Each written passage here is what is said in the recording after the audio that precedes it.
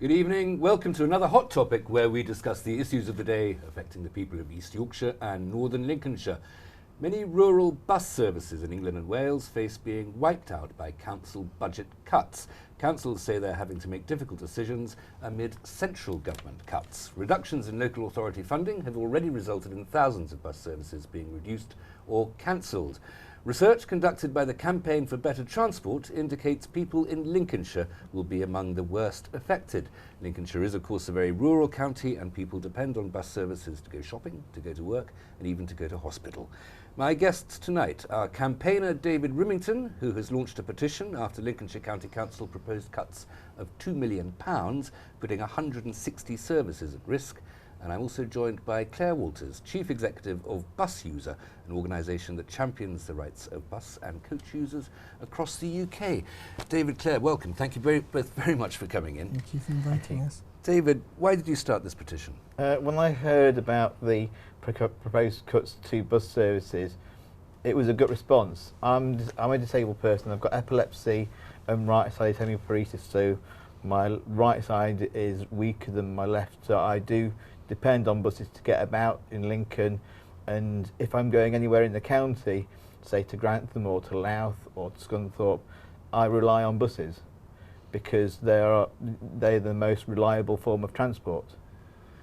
Well, it's the fact that I'm glad that you have this form of transport, but the fact that one person relies on buses, is that an argument? No, well, it was a good response from my perspective, but I was worried for my friends who use the bus services to go to work, who use bus services to get their kids to school.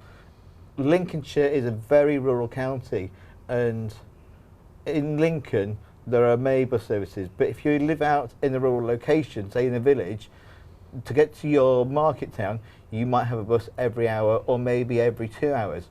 So you become dependent on those bus services. They're a lifeblood for you because they allow you to get to the shops, they allow you to get to your health services, they allow you to get to if you're elderly or disabled, they allow you to get to a support group. If you need to go to work, they allow you to get to work, get your kids to school. So they're a vital lifeblood, and market traders in places like Louth and Alford and other little market towns, they rely on that bus service to get the villagers into their towns so they can spend money in their shops. What progress has the petition made so far? How many signatures do you have? I started the online petition. That gained 3,900 responses, signatures. There was a paper petition, Save Our Buses, which is on Facebook. If you type Save Our Buses, we're the top one. So that was a paper petition which was spread mainly in Louth, and within the space of a week that gained 1,600 signatures. So collectively, the petition was handed in last Thursday to Lincolnshire County Council with 5,500, which in a short space of time, and given that it didn't get wider to the community, I think that's a very strong response on how many people rely on buses and what the strength of feeling is. Claire, just give us a bit of the background of this, these reductions in the money available, because what's being cut is the central government's giving money to the local government, and the local government then subsidising the bus companies themselves. So what's the background to that? How does that work? Well, councils have a statutory duty to provide what's called socially necessary bus services. So they've always been responsible for looking after services to people for whom there is no commercially viable option. And that just all seems to have been forgotten about in the rush to cut again. There have been cuts year in, year out to bus services. So all the kind of fat from the services, all the not terribly well used, the ones that can't really be justified, they've all been gone years ago, and now we're starting to really cut into the meat of the services that people rely upon on a daily basis. And as David said, it's not just the very elderly, the very young, the disabled, it's everybody. It's people trying to get to work. 3 times as many people travel to work on the bus throughout the UK, including in London, where you'd never know that from the publicity, on the bus as for all other forms of public transport combined. And that's not something that people tend to think about. Well, if that's the case, if so many people use the bus and that's the demand for bus services, why does there need to be any subsidy at all? Why are these bus routes that are so necessary, why can't they pay for themselves?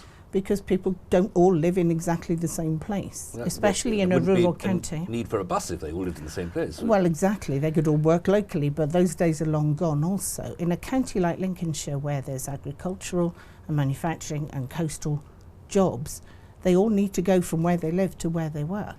But in that case, why can't they pay for it themselves? Why do they need a subsidy? A lot of them do pay their fares, but it costs a lot of money to buy a bus and to keep it on the road, and an awful lot of the bus operators have worked pretty hard, to be fair to them, on trying to be creative about keeping some of the services going by cross-subsidising, which is not something you expect from a profit-making company, but there's a limit to what they can actually do. And it's not actually the bus company's responsibility, it's the council's duty. In law.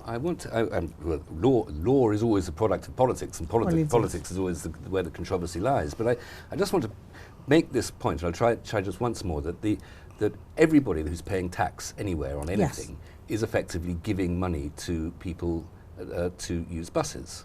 And now no other business where there aren't sufficient number of people willing to pay for it turns to the government, local or central, and expects a handout to keep a service going, which is not commercially viable. Well, I think that's a slightly sideways look at what a socially necessary service might be. I think there's quite a lot of people in the health service might think that's somewhere that they need to be getting money from. There's a lot of people in adult social care who get services paid for and provided by local authorities through private companies. Where there's a viable commercial opportunity, bus operators will jump in and provide that. Where it's not feasible, they have to take that decision if the local authority suddenly says, right, we won't bother with that anymore, we don't care about the people's needs in that area, which is essentially what it feels like if you're in that area. Now, it's a shame that none of the politicians came today so that they could talk about that and what their pressures are.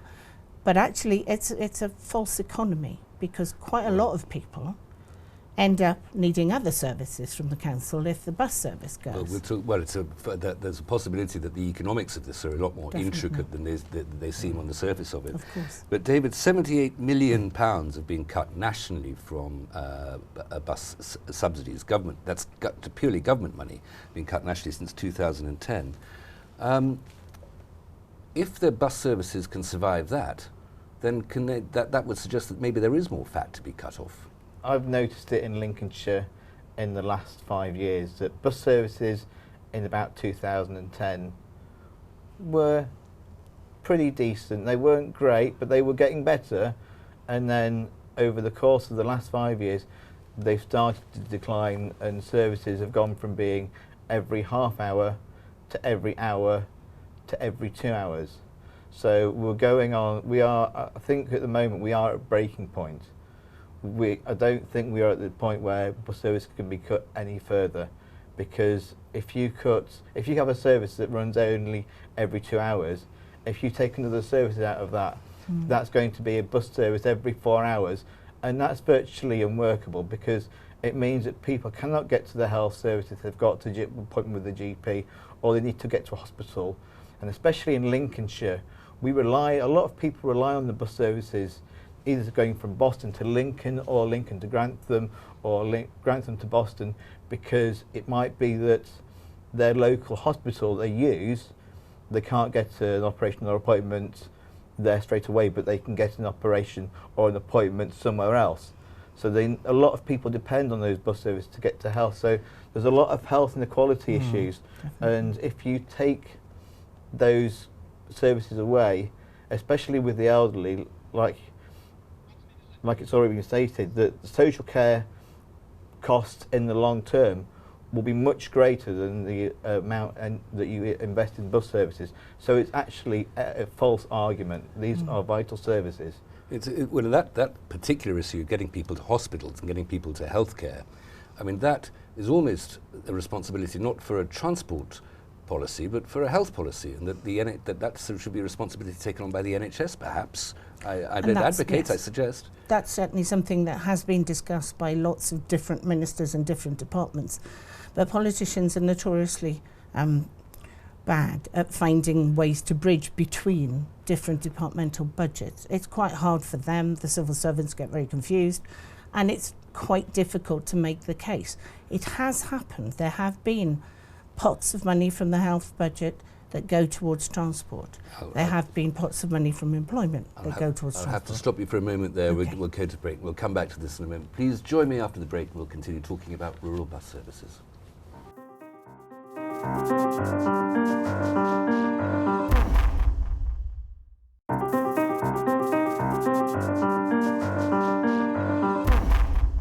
Welcome back. Still with me in the studio, my guests David Rimington and Claire Walters. Before we go any further, let's have a little look at a film we've made from Maria Lyon of Lincolnshire County Council, talking about a new Call Connect service.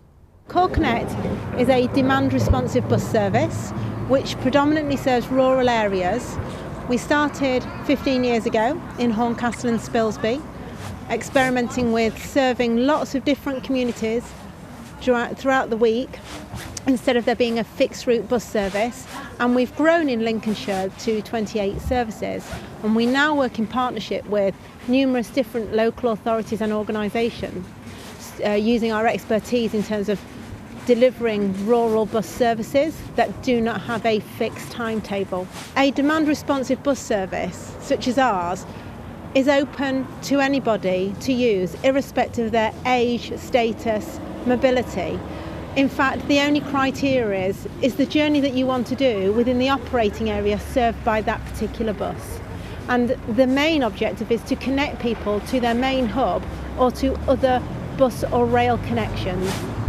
Call Connect over the last 15 years has in some places grown the use of bus services because we're connecting people into fixed route buses, and in other places it's replaced infrequent bus services because people's nature is that now they need to travel at different times of the day to different destinations. So it's not, in some places it replaces some bus services, in other places it enhances those bus services, and in other places there's not a duplication but it complements.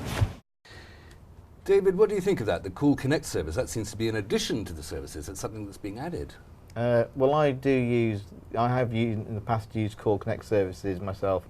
I've had a direct service to Louth, from Lincoln to Louth, and I've needed a Call Connect service from Louth to Horncastle to get a bus from Horncastle back to Lincoln. So they are a valuable service, but I do think that these are in rural areas where people need bus services to get them from rural areas to the little market towns. They are vital services. Well, Call Connect almost sounds like a taxi service, really. I mean, you summon it, it comes to your door, and it takes you, if not to where you want to go, but to a hub. Anyway, I mean, this is possibly a solution here. Well, it's certainly an excellent add-on to any transport plan that you have. It adds to the patchwork of services. Unfortunately, it's not a taxi service because you do have to book in advance. And that's fine if your life is that predictable and your health is that stable. Awful lot of people, if you've got mental health issues, if you've got a sick child, if you've got somebody taken into hospital, it's kind of difficult to predict what's going to happen and to be absolutely certain that you're going to be able to go at that time on that day and be well enough to do it. Has that sort of service, I mean, your organisation's Bus Users UK, I should emphasise, I was going to say global, but you're national. Is that sort of service becoming increasingly important in other parts of the country? Don't get me wrong, these services are important and they're a useful asset, but they don't replace a standard bus service because you can't rely on them always being there. Funding for those is also rather difficult, and it's often a lot of the different services are set up to meet a particular need in a particular area, so they don't necessarily provide the service you want. So you may have to change to a few different services in order to get where you need to go, which may or may not be feasible, depending again on what your mobility issues might be. So it's a fantastic add-on, but it's not a replacement. I should emphasise it's not just Lincolnshire County Council, it's North Lincolnshire County. In our area, it's North Lincolnshire Unitary Authority is also operating these these services. David, your campaign is growing quite political. I think it's on Friday. You have the 19th of February. You have your big moment. Yeah, we have. And that really is a matter of democratic politics coming up there. That is a matter of democratic politics, Hugh. Next Friday is the full council budget meeting where they will make decisions on what they're going to do in all the areas, whether they're going to cut bus services. I will speak for 5 minutes on why I think the bus services are vital to Lincolnshire and why I think these services shouldn't be cut and why we shouldn't have the 2.2 million which is being suggested at the moment. That's a 2.2 million cut. Yeah, 2.2 million cut. I've got to then present my petition to the chair. There will be a gathering outside of County Hall and Newland in Lincoln, so there will be, and that's not just for the bus services, that is for other cuts as well, so there will be quite a big gathering outside as I understand it. But one of my main, I've been asked this question quite a lot about the economic impact, and in terms of, surely we live in an era of cuts, but the idea that bus services cannot be sustained is a false argument. If you take away that service in somewhere like Lincolnshire, you're denying someone who's living in a village to get to their town to go shopping, to a local trader. I know of some traders in Louth who said that if these services go ahead, they won't forget it. They feel very strongly about it. They rely on their local traders who have been there for quite a few years now. They've maybe gone through generations in terms of family businesses, so they rely on these services to sustain themselves. So it's very important for them. Well, the argument here, we'll come on to the economics in a bit more detail in a moment, but just to stay with the politics of the thing here, it's become a matter of family tension in the Prime Minister's family. His mother and his aunt are criticising his reduction in the central government's subsidy to local government to then subsidise the bus routes. That must have been an awkward telephone conversation over the weekend, I suspect. Possibly consisting of the words, "Mother, may I remind you that I'm Prime Minister."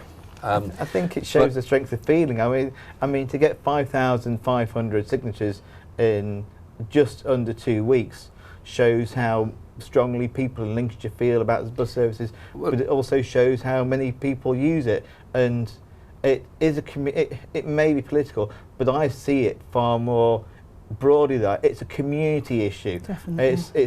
It's there may be political people who want to get involved and help save the buses, and that's absolutely fine. But in terms of the response that I've had personally, there have been people that have come to me from the community, and to me it's much more important. It is a political issue, but it's a big community issue, and it's one that the community have responded to. And the reason I just mentioned the Prime Minister's mother is because I wonder if you're approaching with your petition the right people, because Lincolnshire County Council might feel that they have no choice. It's that however persuasive your case and however popular, if they simply don't have the money, they simply don't have the money, and they can't spend money that doesn't exist. But that's not the case, No. is it? As it's been clearly suggested, they do have the money, they've just put it into reserves. They've received extra money which they put into reserves and said, oh, we still have to make the cuts. That's not right. It's not fair in a situation where you have the funds to then punish the people who put you into the council in the first place. And to make such devastating cuts is just not acceptable for anybody. We perfectly understand where a county council is faced with they've got to make cuts, they haven't got the budget, where do they go? We can understand them considering every option, but that isn't the case for Lincolnshire. They do have the money. So why? What would be their motivation? I'm sure they're not. Well, it's a shame they're not here to tell us. Well, really, they're not. Well, they're not supervillains. They're not doing this out of malice. Presumably, they've made a judgment that money would better serve the community in reserves. I can't answer for Lincolnshire Council either, but No. but if you're going to be arguing with them, as you both are, it might be wise to speculate on what their motivation is.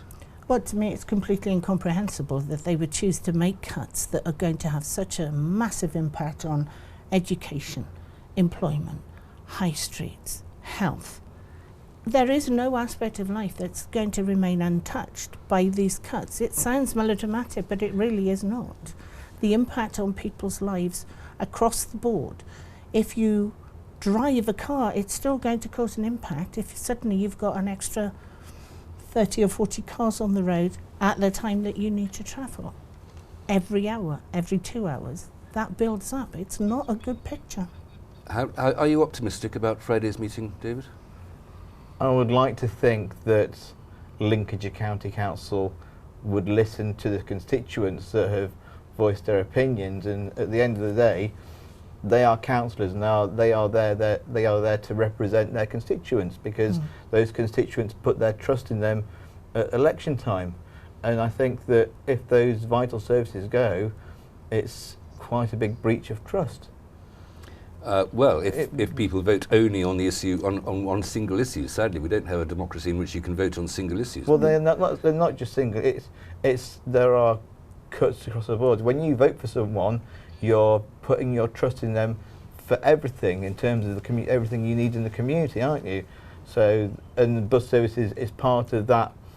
Is part of that game, isn't it? So. David, I'm going to just stop you there. We'll come back to that. We just have to go to a break now. Please come back after the break and we'll continue this discussion.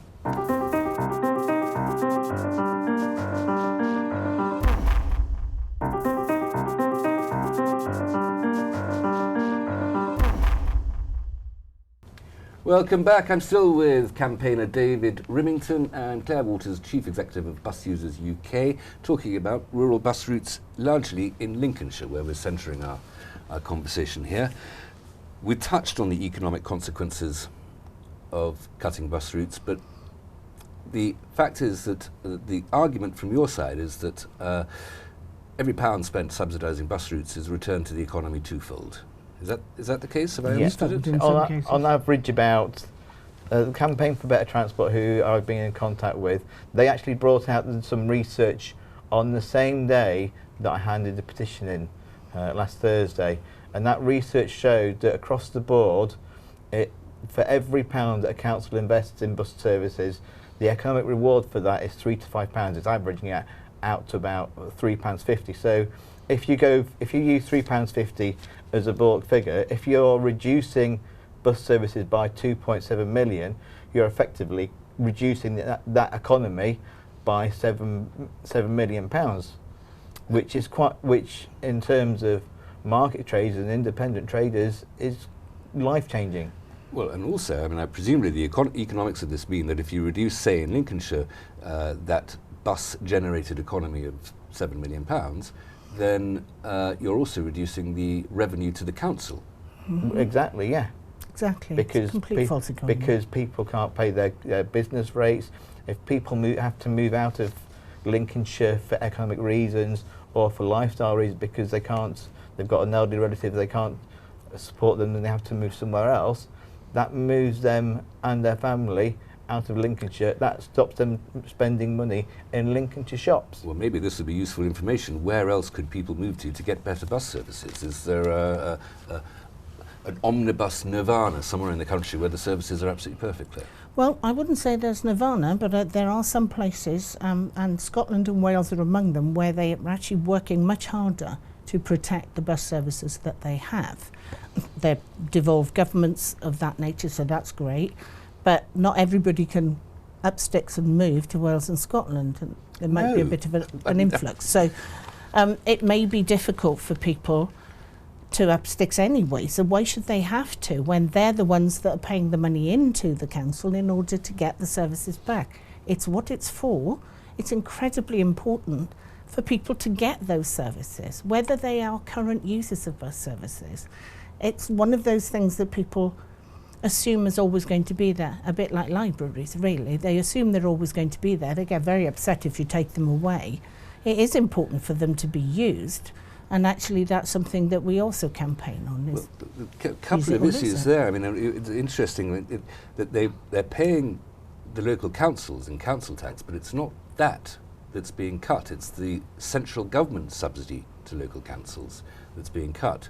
So it's the paying of their national taxation rather than their local taxation Still coming from taxpayers, though, isn't it? Well, a fair point. But the other second point was the point about libraries. And the reason that the libraries are in such trouble is utterly analogous to the reasons that the buses are in such trouble, which is that everybody wants bus routes and everybody wants libraries. Nobody actually uses them. Well, You know, again, that's not terribly true. I have a family interest in this, with my husband works in libraries, but I'm not here to talk about libraries. But unfortunately, it's difficult to use something if you take it too far away. So if you can't walk to a bus stop very easily, or you can't get a bus to the library very easily, then obviously it starts to become more of a hurdle to access that service. If the buses don't run very often because they're getting cut and cut and cut, or they can be run profitably in rush hour but not in between, and the poor old weekend and evening services tend to get cut/burned. I'm not sure how many of them are even left in Lincolnshire, but an awful lot of them that have disappeared, and that really contributes to social isolation in the family life, particularly for those who live alone, particularly for the very young, who then need mum or dad, taxi if they own one, to go in to see friends, to do things, spend some money in the bowling alley or whatever they want to do. And it all ends up in this horrible big porridge of isolation, deprivation, and it makes no sense in a rural county to take away the best value transport they can possibly have. I want to just move on from that. I mean, the fact that the taxi of mum and dad, or whatever other public transport, or whatever private transport people have, there is, David, an environmental impact there. Of course. There's a great environmental impact when you consider that if you're on a single bus, you can fit 40 to 50 people. If you take that service away, there's going to be 40 to 50 cars, either in terms of taxis or in terms of people trying to get lifts. So it's going to increase the volume of traffic on the roads. And in terms of coming into somewhere like, if you're living in the village and you're coming into somewhere like Lincoln, which is where I live, those roads like the A46 are already very congested. So you're going to make queues and traffic volumes a lot larger than they already are. And that impacts greatly on the environment long term, because you could just have one bus and keep all those cars off the road. And there is that, and that's just pumping out carbon monoxide into the atmosphere. There's no upside to this, and Lincolnshire, North Lincolnshire and parts of Yorkshire already have massive problems maintaining the road network that they have. That's a huge expense for councils, and yet this is just going to make it worse. You're going to end up with lots more roadworks, lots more places where you're not going to be able to pass easily if you double the transport requirements of that road by taking a couple of buses off. Unintended consequences and massive problems as a result. Well, quite. Your campaign's national, Claire. Yes. Where do you take it from here? What's next? Well, we're all busy trying to make the points to both local level, district level, even parish level, sometimes right up through county councils, city councils, and to the Department for Transport.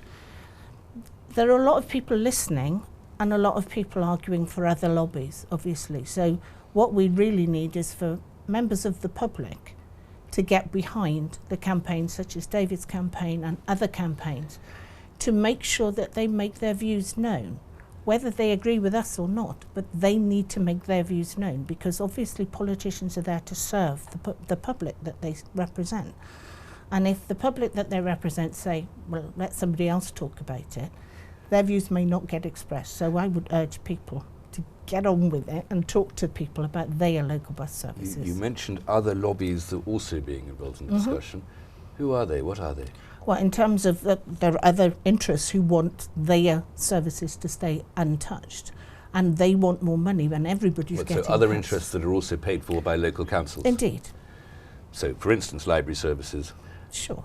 And adult social care is the other major cost to local councils. And it seems like an obvious argument that you want to pay for adult social care before you pay for buses.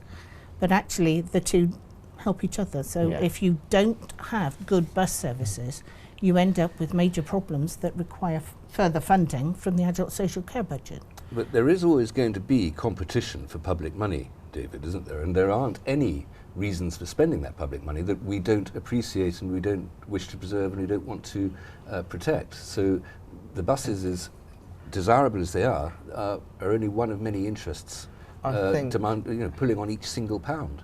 I think that I just come back to the issue of the money for the Lincolnshire County Council received from reserves. That was actually gathered, that didn't actually come from central government. That money came from all the district councils who collected extra business rates. So that was collected locally. So there was local monies available, and they decided to put those money into reserves. So the argument is that if you can use the argument we're saving up for a rainy day, but there's the other counter argument which we've been arguing for, that if you're not going to put those monies into the services now, then it will affect people's lives and in an adverse way. And so that if you say I'm going to use that money in a year's time, those people may not be there. So you're not actually spending the money which has been collected, which should be used for the community. So you're holding back monies which should actually be used for the community in the now, to make sure that those people who are living there, both either residential or business, are being supported. So it's the money from the district councils that's been pushed up to the county council, rather than money from the central government that's been pushed down to the county council. There's been £7 million come from central government, but there's been 12.5 million which has been collected from all the district councils, and the county council have decided to put those money in that £12.5 million into reserves. So they could actually decide to put that money into the proposed bus cuts, the proposed cuts to social care, proposed cuts to the Shore Start centres. So there's a whole range of areas where they could use that money, but they're deciding to put them into reserves. So it's not a choice. Saving for a rainy day, but the rainy day has come. It's pouring. It's pouring already. I think for a lot of people, it's really pretty miserable weather already. Okay. And it's only going to get worse. Well, that's if they don't do something about it. We'll come back and see how it might possibly get better in just one moment. Please come back after the break.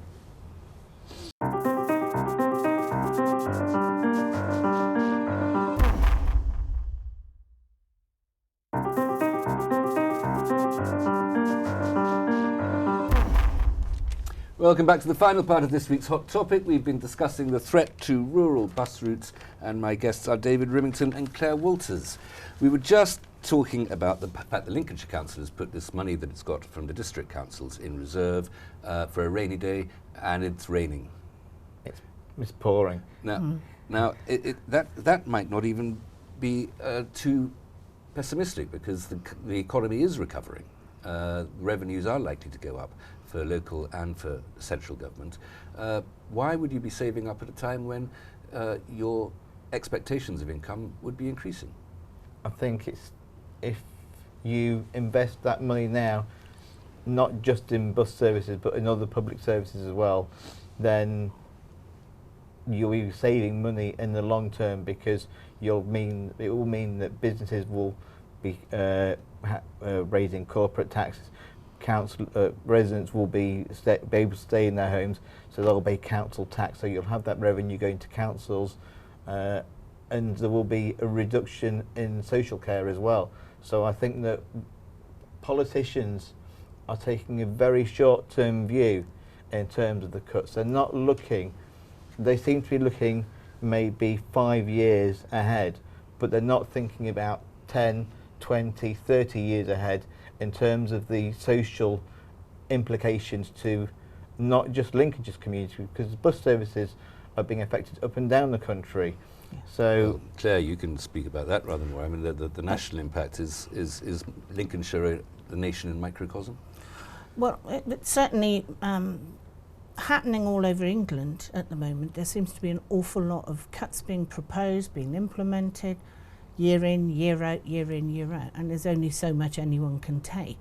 And I don't think people are understanding just how much of a foundation bus services are for everything else that goes on in the community.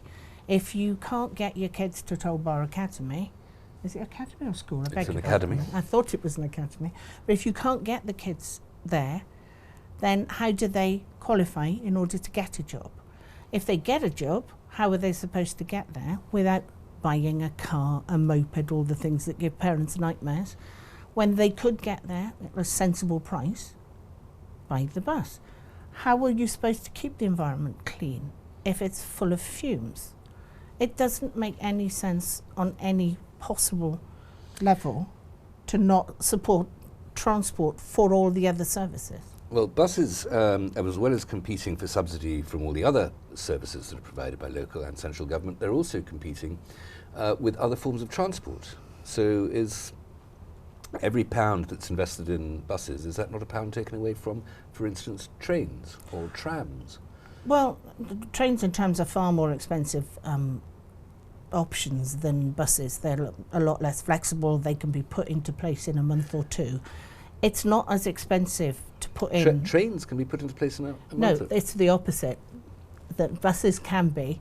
Trams and trains need infrastructure. You need to look a long way into the future. The initial investment is much greater for trams and trains, but the price per passenger journey is that not more efficient? It doesn't appear to be, and it's also not anything like as popular, and especially in Lincolnshire, where you don't have a huge number of railway lines going through. It's really not a practical option, and in most rural counties it's not a practical option. If you look around the rest of the country, you've got Humberside also having its own problems in the rural parts of the county. Wherever you look, Leicestershire, Lancashire, they're all having the same problems. And they're all reacting in the same la la la, I don't know what to do way. It's not really a sensible option. I must just for this, forgive me for being pedantic, but it's important to our viewers that we emphasise there is no such thing as a county of Humberside. I do beg your pardon. People get very exercised about that. I'm sorry. David, what do you think? I mean, the other forms of transport, other than private transport, other forms of public transport are available. And as we look through to the future, then as the technology changes, the buses themselves will change. What does it look like in that 10, 15-year vision? I think we need to be looking to move to either greener fuels or, as in other places, I know for example in Norwich they have electric buses and they have charge points, so they are doing things to stop using petrol and other diesels. So I do think that there are ways that the bus services and the bus companies can invest. I do think as well it's important to make the point that where you're talking about different forms of transport in a very urban area, take Nottingham as an example, or Sheffield, where you've both got trams and trains and buses, there will be competing. But in Lincolnshire and Lancashire, for example, and other rural counties, the buses are the only forms of public transport, because in a rural place like Louth, for example, it does not have, it's a market town, it does not have a train station. There's no way you're going to get a tram infrastructure in there. So the bus services is the main point of call, and in the little villages, that bus services is the only form of public transport. So if a council's taking away that investment, they're taking away their investment in public transport. That is the only form. Sure. And if I can just pick up on the green issues there, an awful lot of bus companies have been investing heavily for quite some years now in green buses of varying kinds. There are gas buses, electric buses, solar buses, even what I believe called biomethane. Leave it to your imagination to work out how that's produced. But a lot of these are actually much cleaner and greener than anything you can find on the roads. They're way ahead of cars in terms of that transport option. Is that technology cheaper than fossil fuel technology? It's cheaper to run. It's not necessarily cheaper to invest in, but the bus companies tend to do all the buying. So it's those options and that they've they made bring those into the market. decisions They've on already been perfectly doing that commercial for years. basis. Yes, they've obviously got the entirely. economies of scale to do that, haven't they? So. Indeed, yes, and they've been doing it. The big operators obviously have the money to do that. Some of the smaller operators, it takes a much bigger leap of faith to go forward, but even in some quite small town operations, they've managed to do that. And there are lots of on-street charging technologies being put into some of the bigger towns and cities now. So there's no question that longer term, the inventiveness and creativity within the bus industry seems to be there. So we've seen quite a lot of things. They're more responsive to the needs of the environmental side of the matter because they have to be when they're running in mainly rural areas or even in city areas. We have legal requirements again to meet certain emissions targets, and that's something that the bus industry can help the country do. Well, you mentioned those legal requirements, David. There's something rather gloriously called the Buses Bill to be presented to the House of Commons. There certainly is. Bus funding over the last 5 years from central government has gone down dramatically, and local bus services have been affected dramatically. We are at breaking point. I think what we need is a better funding settlement. But how would the Buses Bill affect that? Forgive me. What provisions is that likely to be legislating? I'd just like to make the point that I'd like to come back to the point that I think politicians are thinking very short term at the moment, whereas they're not thinking 30 years ahead or 20 years or 10 years ahead. So if we can get a better funding settlement for buses, it would mean, for example, that social funding, social adult care funding, wouldn't have to be as great because people are able to live in their homes and they're able to be supported in their homes. So that actually, if you invest short term, you're actually helping long term. So I would like to see politicians it would be quite a bold step, but I think it would be the right step to make sure that councils up and down the country have a better funding settlement. You just say politicians. The purpose of politicians is that they disagree with each other. Are there any of the politicians who you've noticed who take your more visionary and your more long-term attitude to transport policy? I have to say, I've been very locally involved. I would like to take, if I'm able to take my views to a wider audience, I would like to discuss that. But that is something that I think will happen. My main focus at the moment is next Friday and the executive. So after that point, I will then look at that and how I can take my views to them. Claire, this Buses Bill, what's in it? Well, it's a bit of a mystery at the moment because it's still evolving, but as we understand it, the Buses Bill is meant to be a list of options that local authorities could take. So they could decide to have a franchising scheme for buses, for instance, which is supposed to make everybody look like they've got a London type system, but it's a very expensive thing to do, which doesn't necessarily add up. It's localising the decision making, which sounds like a great idea, but it actually brings us full circle to this, well, we have a priority of this, we need to fund that. How do we make that clear? I'm going to have to stop you there. No, not at all. Thank you both so much for coming. And I love the idea of the imaginative and creative bus industry. That was a surprising phrase. Thank you very much. Please join us again for the next Hot Topic next week. Get in touch using the hashtag Hot Topic on Twitter or email your views on Hot Topic to news@estuary.tv. Until next week, goodbye.